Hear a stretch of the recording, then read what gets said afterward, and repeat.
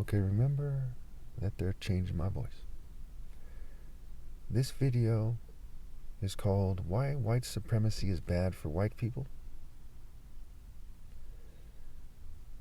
And keep in mind that even though it's bad for white people, most of them are trying to maintain it to some degree. Point number one. Well, before we get to the points here, keep in mind this is for my debate challenge. I challenge people to debate on whether white supremacy is bad for white people. And we have to define white supremacy. White supremacy is something that exists when white culture is valued more than other cultures. If it simply had more value, then it would just be, what you would expect or something. But we see that the Asians in America, who have a slightly different culture, outperform them in school. The Nigerians outperform them in school. We see that when it comes to their religions, there's people that outperform Martin Luther King, what have you. When we see sports, we see them being outperformed. So white people are not superior genetically, and their culture is not superior. Hey, look at all these homeless people. It's easy to house the homeless, we pass the bail, what have you. So why don't they house them? Because of white culture, because of white supremacy. They're not being housed. And that's going to be one of my points here. Okay. So I'm going to give you about 10 points here. And there's other things I could talk about, but I want to keep this video relatively short. And I want to, give these people a lot of chance to think about why I'm right and think about what they could say. I assure you there are no viable counter-arguments for these arguments. And I'm confident that I could beat a whole debate team at the same time on this issue. It's very open and shut. White supremacy, is an idea that white people are magically, genetically superior, and that their cultures are superior, and they're more deserving of power, and that they should magically rule over everyone, and so on and so forth. So point number one. White supremacy does not allow for a mature and moral governing body, and the result is chaos and doublethink. It is not hard for one to see that Asians have gone beyond white people at academics, and black people have gone beyond them when it comes to religion, Martin Luther King, what have you, and sports and more. To ask white people to pretend that that is not the case drives them more and more insane. To force them to pretend is even worse than that.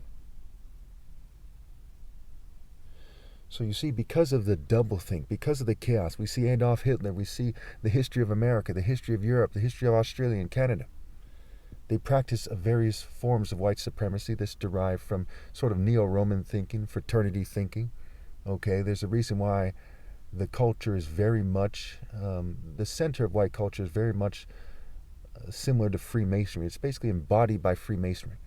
These silly rituals, broken scale, a lot of secrecy, being privy to something and having privilege, and a certain uniformity, right? Uniform and uniformity. Compare the Masons and their posture and their uniforms and their way of thinking, their way about them, their mentality, their state of being, to police officers, military, okay, what have you, politicians. And you see a certain uniformity in their core culture. Is that something that has more appeal than, say, a master martial artist at Kung Fu? No.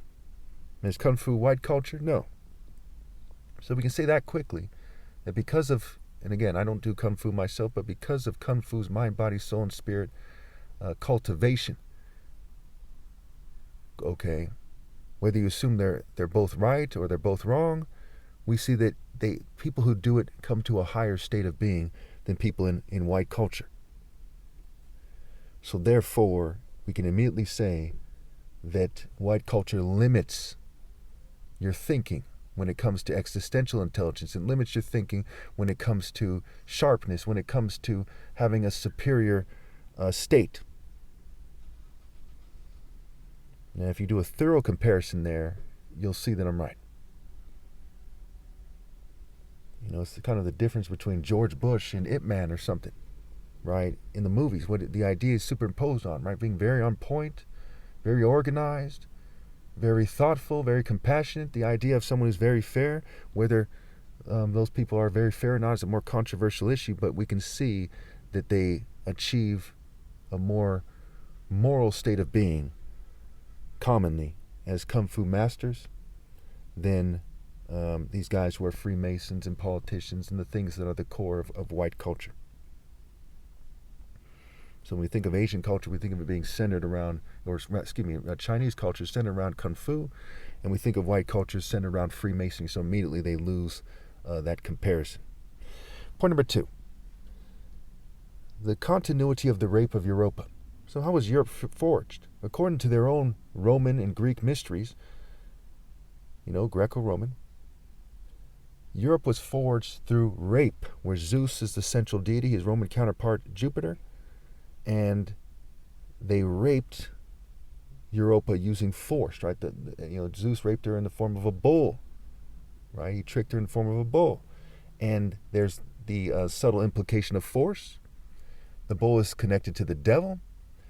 There's also the idea of rape by deception as he changed form. So we have both the rape by force, rape by deception. As the Romans, after all these barbarian tribes, is what the Romans called them, had raped and pushed people around all throughout European history, the Romans did, and they kind of organized their rape.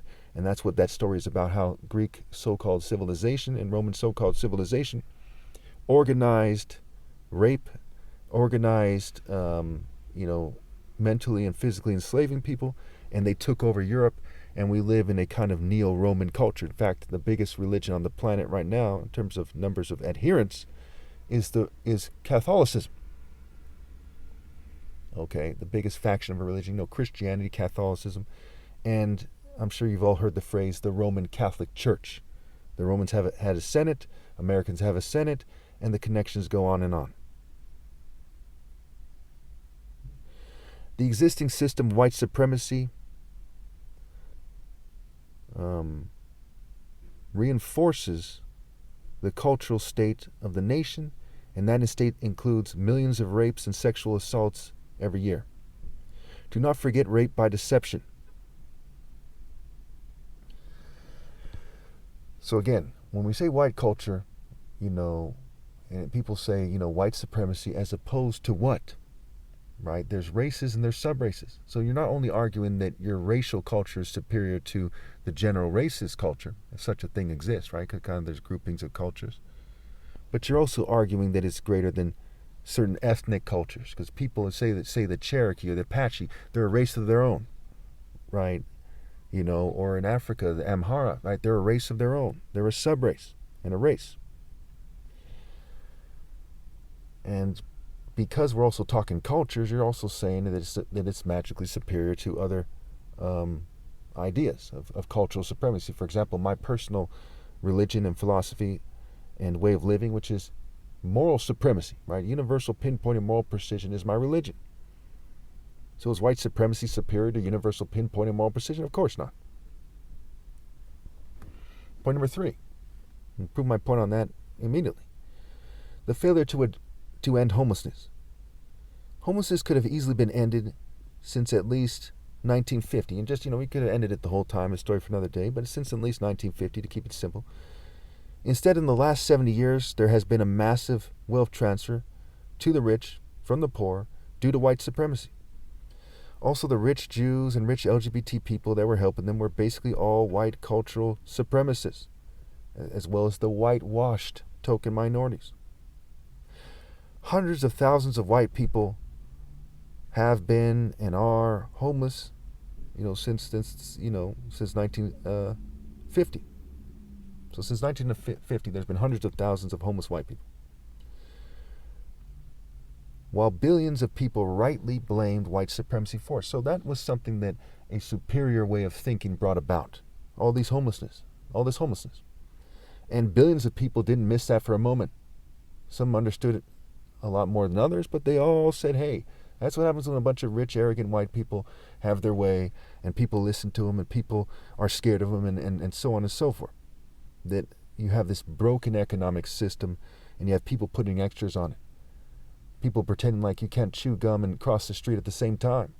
They said, well, we did this, we did this, we did this, but why didn't you do that very important thing called ending homelessness? You could have done that at the same time. It was your philosophy, it was your belief in white supremacy that caused that to occur, be it eugenics, be it just sheer rich white arrogance, what have you. Point number 4, an unhealthy environment. This includes poor air quality and unhealthy foods. Why didn't they get on it, a lot more quickly? Why didn't they get on top of it? You really think that the Jews are to blame completely for that? Well, how come the government is mostly white, is historically mostly white? Why don't they, the most powerful country in the world, why don't they simply say, hey, we're going to stop them from doing that? Pretty straightforward, right? Point number 5. Poor mental health and white denial are very bad. Denial affects brain function and brain activity more than you might think. Okay, for example, imagine if you were, going to school and you denied that you were at school and that you should do schoolwork and so on and so forth. Okay, would that affect your brain function and brain activity? Yeah, first of all, you wouldn't learn. Your brain wouldn't cultivate learning and reading comprehension, etc., right? You wouldn't be better at reading comprehension, things like that. Mathematics, you name it. But you'd also slip into a very stupid lemming state where you deny the things that matter. How much more the thing that matters most, the purpose of life, being moral, what have you. Therefore, when we're talking about epigenetics, right, generational cultivation, we see that over time, they're cultivating inferior brain function in their very genes. Inferior brain activity is in their blood.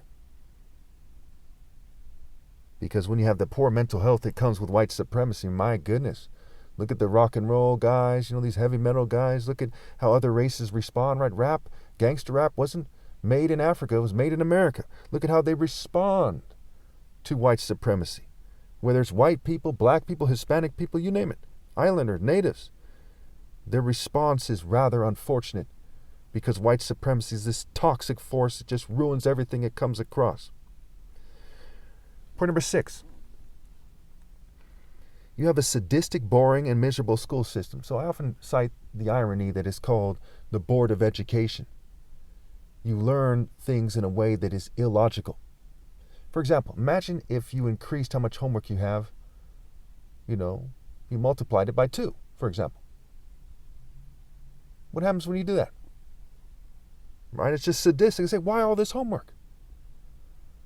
Even if you cut it in half to some degree, it would still be nonsensical. Those are some of the best years of your life in college, for example, from 19 to say 23, 24, 25, whenever you graduate. Those are some of the best years of your life. And you want to spend it learning stupid things that don't really matter, that you're going to forget anyway? And people commit suicide if they don't get a good enough grade because there's so much abuse that takes place? That's a sadistic, boring, and miserable school system from first grade on at least. Point number 7. And I could go on and on about the school system. I'm going to wrap this up soon. I'm going over time here. Point number 7, there's a broken dating system. When in an artificial dating system, when one is in an artificial dating system, it is nearly impossible to find someone who is a soulmate or something to that effect. People are manipulating things behind the scenes to a large degree. I could go on and on about that, but I'd make this point in a debate. Point number 8, immature and disgraceful frats. Okay, my goodness, you look at the history of fraternities, you look at the history of Freemasonry. Okay, Nathan Bedford Forrest, who started the Klan, was a Freemason. Francis Galton, who coined the term eugenics, was a Freemason. All these presidents, all these horrible presidents, all these horrible politicians, yeah, they have a long, disgraceful history of disgracing themselves. And in the midst of that, one of them might have done this or that. So what? Okay, it's like the Klan saying, but a Klan person invented this, that, and another thing. Who cares? Right? The sum total history is disgraceful. Okay, you look at their immature Rush Week and their dancing, and recently people were trying to say that people are envious of white sorority chicks. Are they envious of, a dumb white meth head too? I mean, use your fucking head. That's weird. You think they're envious of a weird-ass, dumb sorority chick? They're envious of a dumb, white airhead punk rocker too. I mean, where do you draw the line? All that stuff is stupid as hell. There's some scatterbrained slut in a sorority. Not impressive at all. That's part of the insanity of white supremacy, is they're actually arguing that that is something that is to be envied, that something is magically superior. It makes no sense. Point number 9. In the system, you see debt slaves in various forms, and you see that the cost of living is just trampling people. Now, why did they design the system that way? Why are they passing legislation for that effect? For the concept of white supremacy. By using communism as a white Jewish and LGBT strawman that countless conservatives work with others to make sure people go along with, you see plans like a 10% redistribution plan over 50 years is not being seriously considered. Okay, so I'm going to mess up my grammar here because I'm being persecuted because of white supremacy. The irony of being targeted because people are trying to enforce white, Jewish, and LGBT supremacy. Well, I'm trying to explain why white supremacy is bad for white people. There's no words for that. But you should be able to see that I'm right. So excuse my minor errors when it comes to grammar, okay? And listen to my key points. So the result is that we see people are denying their huge part in the problem. We see white people are denying their huge part in the problem of white supremacy, of communism as a straw man, what have you. When white supremacy is a sort of feudal and neo-Roman form of racism and sub-racism. Okay, so I'm going to go ahead and just, because they're making it harder for me to speak, okay,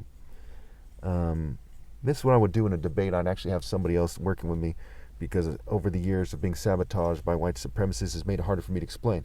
But I'm sure I'd even debate you on whether or not in this video I've proven my point already, regardless of grammatical errors. I mean, it's pretty easy to understand what I'm saying and what I'm getting at here.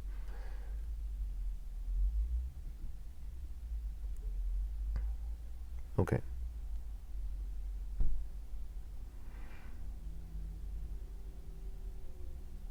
So the last point has to do with the fact that we see that white people are being led into a planet more and more where they all fall short of honesty and spiritual depth. Okay. So we see that the churches have failed them. We see that their cultures have failed them, and they fall short of glory. They fall short of greatness, and they insist that people pretend that they're superior, and that is extremely problematic. Thank you.